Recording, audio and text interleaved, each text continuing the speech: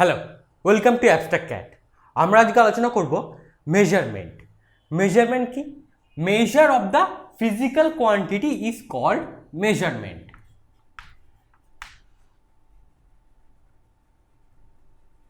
ঠিক আছে, এই নামেই দেখতে পাচ্ছি, দেখো এখানে লেখা আছে মেজার।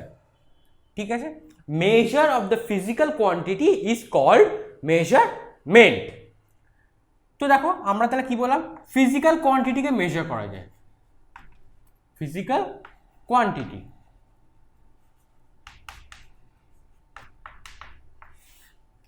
ঠিক আছে। তো ফিজিক্যাল কোয়ান্টিটি কি বা এই ইউনিট সিস্টেমটা কি? ধরো কেউ বললো একটা বাক্স, কেউ বললো আমার একটা ঘরটা এতটা বড়। ঠিক আছে, কেউ বলছে তো বাড়ি থেকে স্কুল কতটা দূরে? আমার বাড়ি থেকে স্কুল এই অত কিলোমিটার। যখনই কিলোমিটার বলে দিল তখন তার মানে কি একটা পারফেক্ট মেজার হয়ে গেল। বা বললো যদি ধরো আমার স্কুল সামনেই বা দূরে, তখন আমার কাছে পুরো এক্স্যাক্ট ডেটাটা ক্লিয়ার হচ্ছে না। যখনই আমি কোনো একটা ভ্যালু বলে দিচ্ছি তখনই আমার কাছে কিন্তু ডেটাটা ক্লিয়ার হয়ে যাচ্ছে। ঠিক আছে, তার মানে কি পাচ্ছি? তাহলে আমরা ধরো কেউ ডাইমেনশন, যেমন ধরো কেউ লেন্থ, কেউ ব্রেথ, কেউ উইথ, কেউ মাস, কেউ টাইম, এগুলো বলে দিচ্ছি মানে আমি তাহলে পারফেক্ট একটা মেজার বলে দিচ্ছি। পারফেক্ট একটা মেজার বলে দিচ্ছি। সেই মেজারটা কী দিয়ে করছি? আমরা ডাইমেনশন দিয়ে করছি। ডাইমেনশনে কী থাকছে? কিছু ইউনিট থাকছে। ঠিক আছে, তা ফিজিক্যাল কোয়ান্টিটিকে আমরা দুটো ক্যাটাগরিতে ভাগ করতে পারি। একটা হচ্ছে ডিপেন্ডেন্ট কোয়ান্টিটি, একটা হচ্ছে ইন্ডিপেন্ডেন্ট কোয়ান্টিটি। ঠিক আছে, ডিপেন্ডেন্ট, একটা হচ্ছে ইন্ডিপেন্ডেন্ট। ঠিক আছে, ডিপেন্ডেন্ট কোয়ান্টিটি কি? যে কোয়ান্টিটিগুলো ইন্ডিপেন্ডেন্ট কোয়ান্টিটির উপর ডিপেন্ড করে থাকে তাদের বলা হয় ডিপেন্ডেন্ট কোয়ান্টিটি। ঠিক আছে, আর ইন্ডিপেন্ডেন্ট কোয়ান্টিটি কি? যে কোয়ান্টিটি কারোর উপরে ডিপেন্ড করে থাকে না তাকে বলা হচ্ছে ইন্ডিপেন্ডেন্ট কোয়ান্টিটি। যেমন ধরো লেন্থ, ধরো মাস আর টাইম, এই তিনটেকে আমরা কি বলছি? আমরা ইন্ডিপেন্ডেন্ট কোয়ান্টিটি। ঠিক আছে, কেন? এগুলো অন্য কোনো কোয়ান্টিটির ওপর ডিপেন্ড করে না। ঠিক আছে, তো আমরা একটু এবার মেজারমেন্টে বা ইউনিট সিস্টেমসে আমরা কেউ যাই। ধরো লেন্থকে সিজিএস, এমকেএস, যাকে আমরা এসআই বলি স্ট্যান্ডার্ড ইউনিট, আর একটা হচ্ছে এফপিএস। এই তিনটেকে ধরো, তিনটে ইন্ডিপেন্ডেন্ট কোয়ান্টিটিকে আমরা এই তিনটে সিস্টেমসে কীভাবে লিখতে পারি দেখো। লেন্থ মানে কি? এই সিজিএস এর প্রথমটাই হচ্ছে লেন্থ, কি? সেন্টিমিটার। মাসের তাহলে কি হবে? মাসের হবে গ্রাম, তারপর একটা। আর টাইমে কি হবে? সেকেন্ড। এমকেএসের তাহলে কি হবে দেখো, প্রথমটা আসবে মিটার, ঠিক আছে, তারপর একটা মাস কি আসবে? কেজি, তারপর টাইম কি আসবে? সেকেন্ড। এফপিএসে কি আসবে? প্রথম লেন্থ আসবে ফুট, এফটি, মাস পাউন্ড, আর টাইমটা হলো সেকেন্ড। ঠিক আছে, ধরো তাহলে আমরা এই তিনটে কি নোটেশন দিতে পারি একটু দেখে নিই।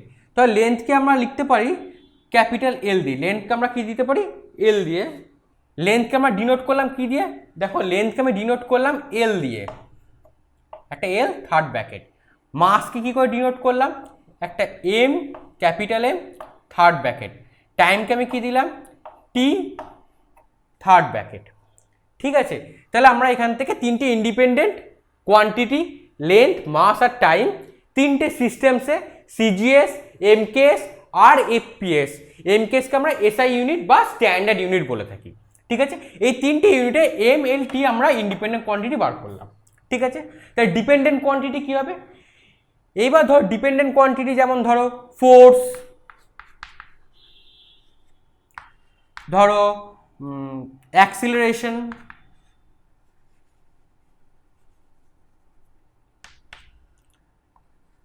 ওয়ার্ক ডান, পাওয়ার, প্রেশার,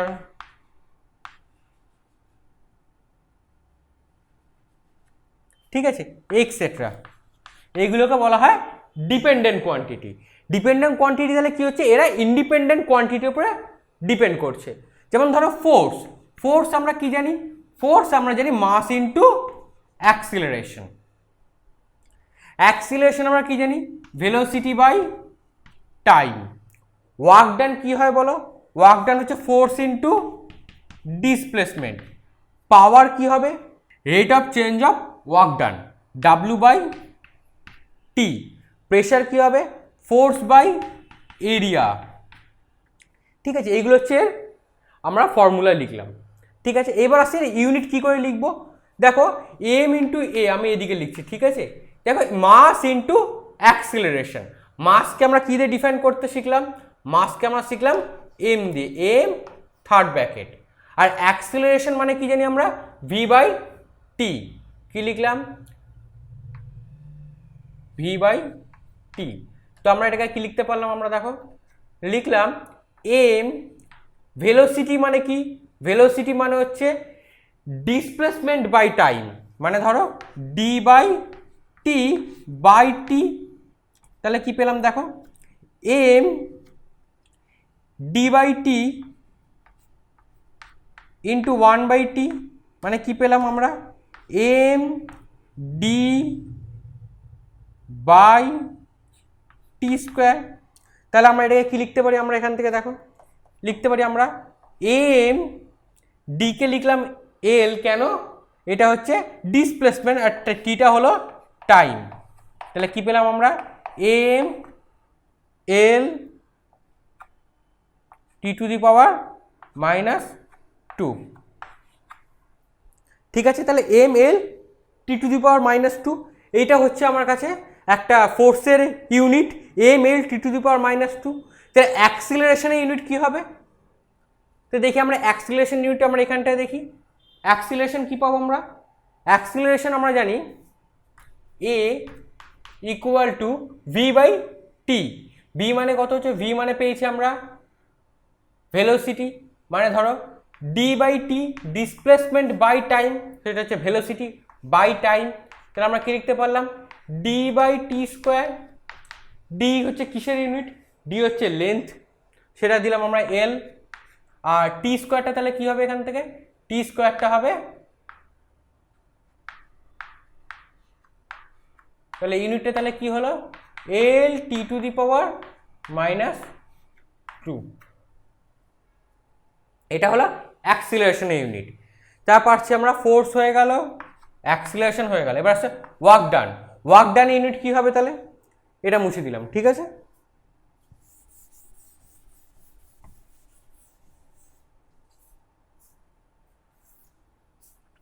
ওয়ার্ক ডানের তাহলে কি হবে দেখো, ওয়ার্ক ডান তাহলে কি হবে? ওয়ার্ক ডান হবে force into displacement. Work done কি হবে?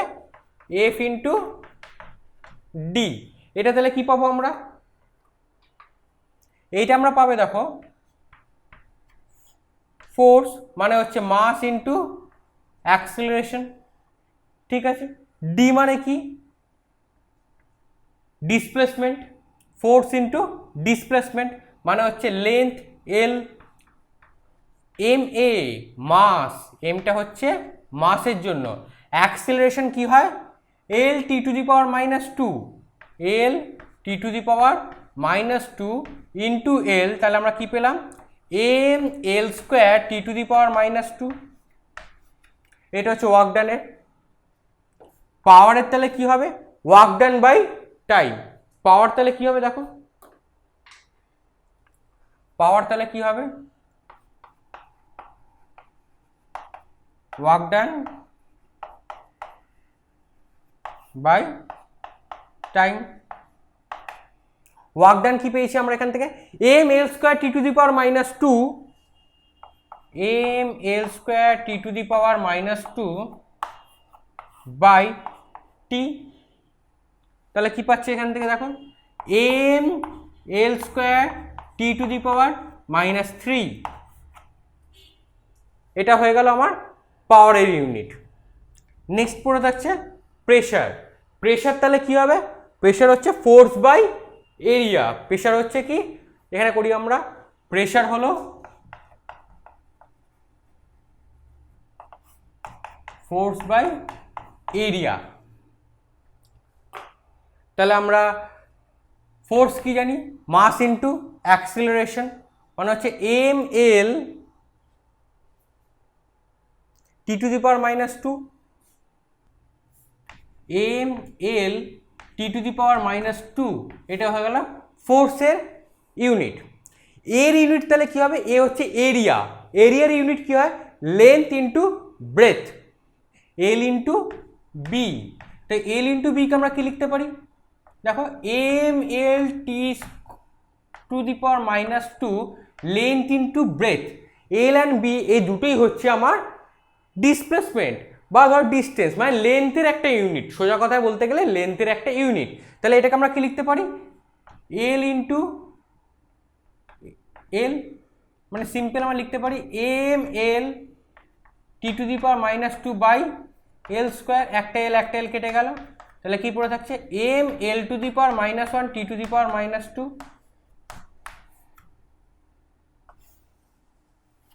এটা হচ্ছে আমার প্রেসারের ইউনিট। ঠিক আছে, এইভাবে আমরা বাকি সব ইউনিটগুলো বার করতে পারি। ওকে, চলো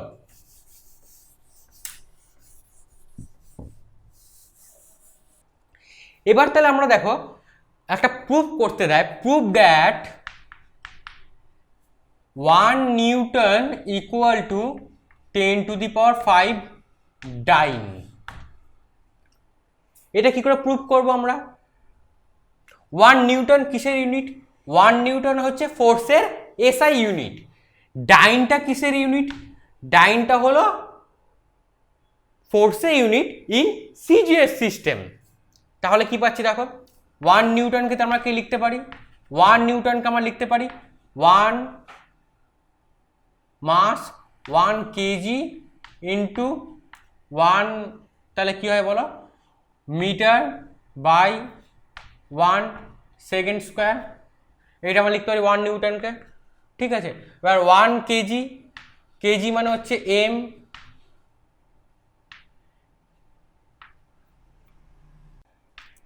মিটার মানে হচ্ছে এল, আর সেকেন্ড স্কোয়ার হচ্ছে টি স্কোয়ার, 1 টি স্কোয়ার। তাহলে কি পেলাম 1 M L T to the power -2, 1 newton পেলাম।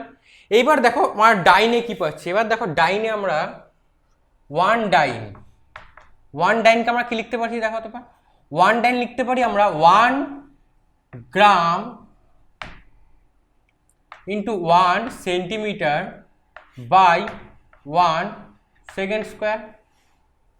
ঠিক আছে, এবার দেখো তাহলে আমরা এই জায়গা থেকে, এইখান থেকে আমরা ব্যাক করে নিয়ে এলাম, কি লিখতে পারি দেখো তো, 1 কেজি মানে কত গ্রাম, 1 কেজি মানে হচ্ছে 1000 গ্রাম, 1 কেজি মানে হচ্ছে 1000 গ্রাম। ঠিক আছে, 1 মিটার মানে তাহলে কি হবে, 1 মিটার মানে হচ্ছে 100 সেন্টিমিটার।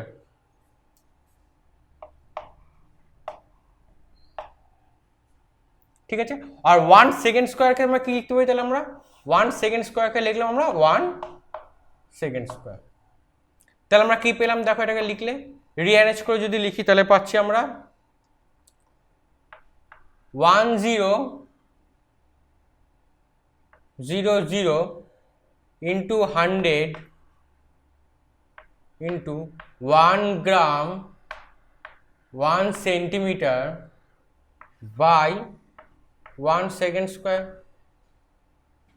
তাহলে কি পেলাম 10 টু দি পাওয়ার 1 2 3 4 5 5, 1 গ্রাম, গ্রামের ইউনিট হবে এম দিয়ে, কেন এটা মাসের ইউনিট, সেন্টিমিটারটা তাহলে কি হবে লেন্থের, এল দিয়ে, আর টাইমটা কি হবে টি দিয়ে, টি স্কোয়ারে। তাহলে ফাইনালি কি পেলাম 10 to the power 5 into M L T to the power -2।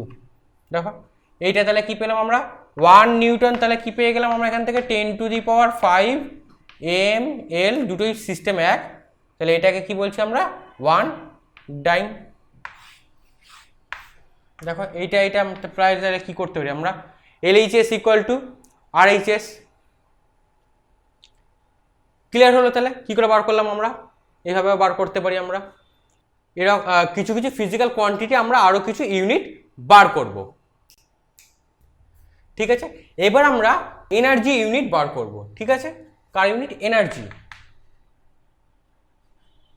তাহলে আমরা কি জানি, পৃথিবীতে দু ধরনের এনার্জি হয় বেসিক বলতে গেলে, একটা হচ্ছে কেই কাইনেটিক এনার্জি, একটা হচ্ছে পিই পোটেনশিয়াল এনার্জি। কাইনেটিক এনার্জির ফর্মুলা কি, কাইনেটিক এনার্জি হচ্ছে হাফ এম ভি স্কোয়ার, আর পোটেনশিয়াল এনার্জি তাহলে কী হবে এম জি এইচ। এই দুটো ইউনিট আমরা চেক করে দেখি তো, এনার্জি ইউনিটটা সেম হয় না আলাদা হয়, পোটেনশিয়ালের ক্ষেত্রে কি আলাদা ইউনিট হতে পারে বা কাইনেটিকের জন্য কি আলাদা ইউনিট হবে, সেটা চেক করে দেখি। ঠিক আছে, তো আমরা চেক করে দেখি এম ভি স্কোয়ার, তাহলে এম কি পেলাম আমরা, ধরো এবারে দেখো আমরা এম তাহলে কি পাচ্ছি আমরা এখান থেকে হাফ, এমটা কি মাস, ভি স্কোয়ার মানে হচ্ছে ভেলোসিটি, ভেলোসিটি তাহলে কি হবে, ভেলোসিটি মানে হচ্ছে ডিসপ্লেসমেন্ট বাই টাইম তার স্কোয়ার, তাহলে কি পাচ্ছি half M D square by T square, half M D তাহলে কি হচ্ছে লেন্থের জন্য L square by T square, তাহলে কি পেলাম half M L square T to the power -2,